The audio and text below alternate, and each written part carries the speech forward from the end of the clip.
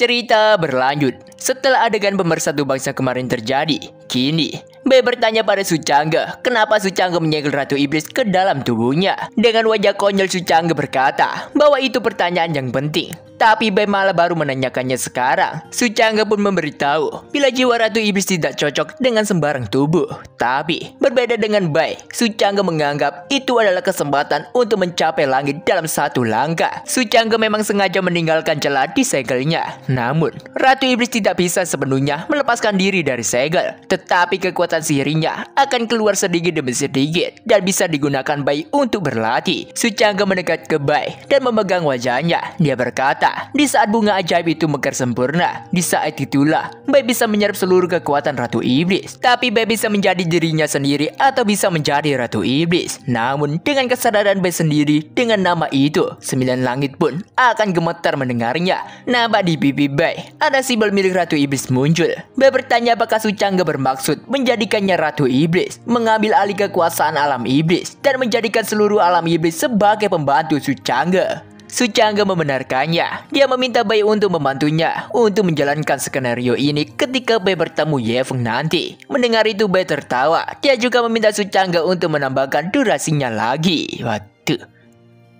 Singkatnya, nampak penghalang itu mengalami retakan. Mereka bertiga yang bertarung langsung berhenti termenung, menatap ke atas mereka. Yefeng dan Yang cukup penasaran siapa yang bisa keluar hidup-hidup dari penghalang itu. Wan Xing di situ juga sangat khawatir dengan keselamatan masternya. Hingga pada akhirnya, penghalang itu pun hancur, menampilkan dua siluet yang sedang bertarung. Sucangga di situ menyerang Bai, dan Bai pun berpura-pura terpendal ke arah Yefeng dan Yang. Dia berkata kepada Sucangga bahwa kekuatan sihirnya sekarang belum pulih. Jadi dia mengajak Sucangga untuk menganggap ini seri saja, dan nanti dia akan bertarung lagi di lain waktu. Sucangga juga meminta untuk mengakhiri pertarungan ini saja. Sedangkan Wan Xing di situ menanyakan kondisi Sucangga. Sucangga berkata bila dirinya baik-baik saja. Bai di situ mengeluarkan sebuah benang yang menempel di para murid sekte Jianyun. Sucangga bertanya karena Bai mengendalikan semua muridnya, jadi apa tujuannya? Dengan akting yang sempurna, Bai berkata bahwa dirinya ingin meninggalkan sekte Jianyun mulai sekarang, karena kalau tidak, semua murid Sucangga akan ia habisi. Wan Xing di situ tiba-tiba nyolot bahwa semua itu tak akan terjadi. Mendapati itu Sucangga terkejut dengan tindakan Wan Xing. Bai tertawa bertanya siapa yang menyuruh Wan Xing berbicara. Bai tahu Wan Xing pasti tidak mau dipisahkan dari Sucangga. Sucangga menarik tangan Wan Xing. Dia berkata bahwa mereka tak bisa mempertaruhkan nyawa para murid sekte. Dia juga beralasan bahwa terjadi sesuatu di klannya. Jadi Sucangga akan kembali ke klannya dan meminta Wan Xing untuk menjaga sekte untuk sementara. Sucangga bergumam bila drama yang ia sutradarai sama Bai sangatlah sempurna demi mengembangkan kekuatan lain. Lagi pula batas atas Xianyun Xianzong terlalu rendah. Mengetahui masternya akan pergi, Wan Xing juga sedih. Dia berkata bahwa dia tak sanggup meninggalkan Sucangga. Sucangga menenangkan Wan Xing. Dia berjanji setelah menyelesaikan urusan klan, dia akan segera kembali untuk menemui Wan Xing. Wan Xing di situ langsung memberikan tatapan tajam ke arah Yefeng. Dia berkata bahwa dia tak akan membiarkan Yefeng pergi di masa depan. Menerima itu, Yefeng langsung dibuat keringat dingin. Dengan tekanan aura yang kuat seperti itu, Yefeng tak heran dengan tubuh poni Kaisar 9 yang dimiliki Wan Xing. Sambil membuka portal yang berkata, cara bicara Wan Xing begitu kasar sekali. Padahal belum tahu siapa yang akan menghabisi siapa. Dia juga tak peduli apa yang terjadi sekarang. Baginya, dia sudah mendapatkan untung dengan mendapatkan tubuh yang sempurna untuk mengembangkan bunga spiritual iblis. Mereka bertiga pun mulai memasuki portal itu. Bai di situ menatap ke Sucangga dengan artian bila dia tak rela meninggalkan Sucangga. Sucangga tersenyum ke arah Bai dan mengucapkan selamat tinggal di dalam hati. Dia berharap mereka bisa bertemu lagi di puncak nanti. Setelah kepergian Bai, semua benang yang ada di para murid Sucangga kini benar-benar terputus. Sucangga berkata kepada Wan Xing bila dirinya juga akan segera pergi. Sucangga meminta Wan Xing untuk tidak lupa berlatih dan jangan sampai membuat onar. Yang paling penting Sucangga meminta untuk Wan Xing menjaga dirinya baik-baik. Sucangga berjanji jika waktunya tiba, dia akan mengajak Wan Xing untuk melangkah ke surga ke-9 bersama. Wan Xing berkata bahwa dirinya akan senantiasa menunggu Sucangga. Singkat cerita, kini kita menuju ke kota Suantian. Nampak di situ, Su Changge sedang berjalan berdua dengan Linglong. Linglong berkata bahwa dirinya sudah sangat lama tidak bertemu dengan Su Changge.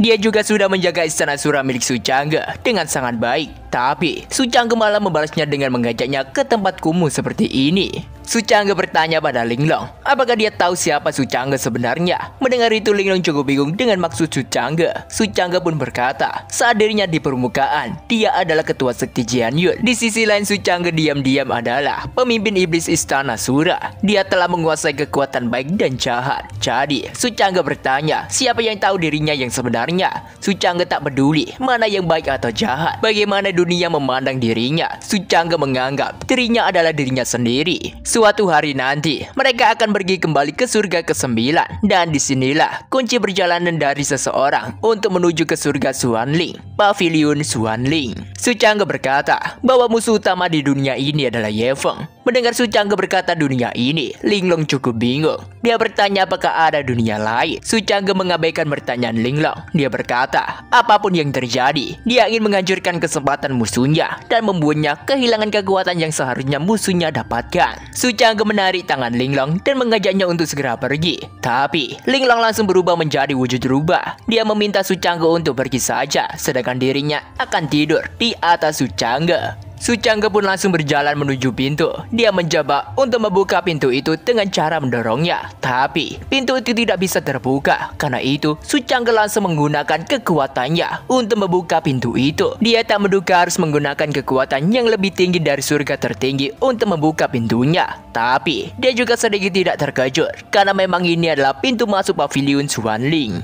Su Changge pun langsung beranjak masuk, tapi dia langsung dikejutkan dengan tempat yang berubah menjadi sebuah kolam. Di saat itu juga ada wanita yang keluar dari kolam itu, dan ternyata itu adalah siluman ular. Tak hanya satu, mereka berjumlah 3. Ya, 3. Mereka mencoba untuk terus merayu Su Changge. Su Changge yang menerima itu, dia tidak bisa untuk menolaknya. Dia terpengaruh oleh godaan para siluman itu. Pada saat itu juga, gadis siluman itu tertawa dan wujudnya juga berubah menjadi seekor ular besar yang siap menerkam Su Changge. Linglong yang melihat Su Changge terpengaruh oleh godaan siluman itu menganggap sebuah laki-laki memang sama. Linglong pun langsung menggunakan kekuatannya untuk menghilangkan ilusi dari siluman itu. Linglong bertanya kepada Su Changge, kenapa dia tidak bisa menangani ilusi sederhana itu. Su Changge di situ hanya bisa garuk-garuk malu saja. Ya, emang siapa yang gak terjebak dalam ilusi seperti itu? Sekelas Kaguya aja bisa kena kok.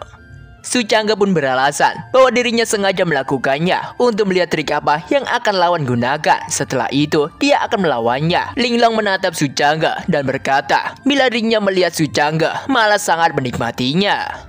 Di saat itu juga ada suara lonceng kaki, dan ya, di situ ada wanita cantik yang muncul. Dia berkata bahwa Su Changge datang tanpa izin ke Pavilion Xuanling miliknya. Identitas wanita itu adalah Xuan Qiuyan. Berdasarkan ingatan Su Changge di kehidupan sebelumnya, Jianyun membuka jalan menuju ke alam rahasia Xuanling Tian melalui Pavilion Xuanling, lalu mengirim Ye Feng ke sana. Setelah itu, Ye Feng memperoleh segel Kaisar Xuan dari alam rahasia Xuanling dan menyatukan benua Xuanling. Su Changge rasa tempat ini seharusnya dihilangkan. Dia pun bertanya, apakah seperti ini cara Pavilion Xuanling memperlakukan tamu? Sebagai ambang pintu menuju alam tertinggi, berani menggunakan ilusi tak terpahami, Su Changge bertanya, apakah Jiuyan tahu siapa yang dia coba takuti? Mendengar itu, Jiuyan dibuat sedikit gendar bercampur emosi. Dia langsung melancarkan sebuah energi gelap, dan energi gelap itu pun memunculkan beberapa orang. Melihat itu, Su Changge terkejut karena itu adalah tentara Xuanling. Tapi ini juga sesuai dengan cerita aslinya. Jianyun menggunakan Pavilion Xuanling untuk mengorganisasikan pasukan guna memerintahkan Xuanling Tian. Pada saat itu juga muncul sosok lain. Dia tertawa dan bertanya kepada Jiuyan, kenapa dia mengeluarkan banyak pasukan hanya untuk menangani bocah tengik seperti Su Changge. Identitas orang itu adalah orang dari klan Iblis Darah, ibu kota darah. Dengan percaya diri, dia berkata bahwa dirinya bisa menghabisi Su Changge sendirian. Dia melihat Linglong. Dia tahu bila Linglong adalah makhluk langka. Dia juga ingat bahwa rubah ekor 9 sangat nikmat saat diranjang. Jadi, dia meminta Su Changge untuk menyerahkannya pada dirinya. akhirnya, Su Changge menenangkan orang dari klan iblis darah itu. Orang itu bertanya, apakah Su Changge takut? Linglong yang merasa dirinya dihina, dia sangat kesal. Linglong pun langsung menerjang maju dan langsung menghabisi orang itu secara instan. Dengan santai Linglong membersihkan noda merah yang ada di bulu cantiknya. Su Changge berkata bahwa dirinya sudah berkata untuk tidak macam-macam kepada Linglong. Tapi orang itu tidak mendengarkannya dan mogok secara instan. Melihat itu, para pasukan Jiuyan dibuat keringat dingin. Jiuyan bertanya pada Su Changge, apakah dia tahu siapa yang baru saja mereka habisi? Dia memberitahu bahwa itu adalah pangeran dari klan iblis darah. Dia juga bertanya apakah Su Changge tidak takut klan iblis darah akan balas dendam.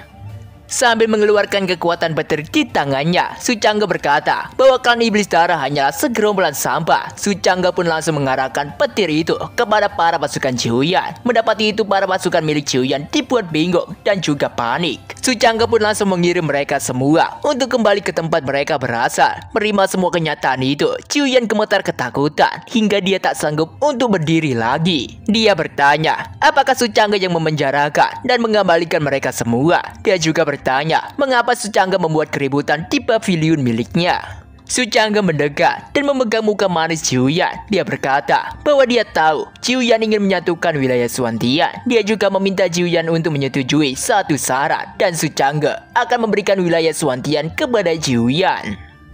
Singkatnya, sekarang Su Changge sudah berjalan sangat jauh dari tempat tadi. Linglong bertanya apakah Jiuyan akan menyetujui permintaan Su Changge. Su Changge menenangkan Linglong karena dirinya menawarkan sesuatu yang tidak bisa Jiuyan tolak. Pada saat itu juga, Su Changge melihat seekor kupu-kupu yang terbang dengan mengeluarkan sebuah aura kuat. Dia tahu bila itu adalah serangan diam-diam. Kupu-kupu itu berlangsung meledak di hadapan Su Changge. Untungnya, dia menggunakan penghalang untuk menghalau serangan itu. Su Changge tak menduga ada sebuah teknik yang bisa menghilangkan energi spiritual. Dia juga melihat ada orang yang mengawasinya dari sebuah bangunan. Dia cukup heran dengan cara menyapa orang-orang yang ada di sini. Pintu dari orang itu pun terbuka seperti menyambut Su Changge.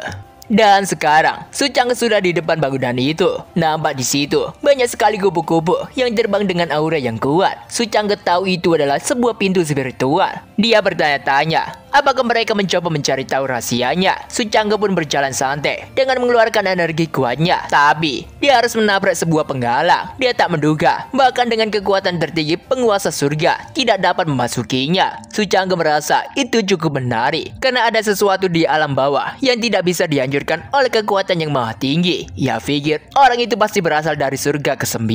Dengan percaya diri, Su Changge pun bertekad akan menerima provokasi ini. Dia langsung mengeluarkan energi yang lebih kuat, tapi hasilnya sama. Linglong di situ juga langsung menggigit telinga Su Changge. Mendapat itu, Su Changge sangat marah dan bertanya mengapa Linglong malah menggigitnya. Linglong meminta Su Changge untuk tetap tenang dan tidak marah. Dia meminta Su Changge untuk memikirkan soal kupu-kupu dan segera ubah arahnya. Su Changge rasa itu cukup masuk akal. Dia pun langsung fokus dan menenangkan pikirannya. Kemudian Su Changge pun berjalan melewati penghalang itu dan hasilnya berhasil. Setelah Su Changge melewati penghalang itu, Su Changge langsung disambut dengan wanita cantik. Waduh, dan ya, bersambung.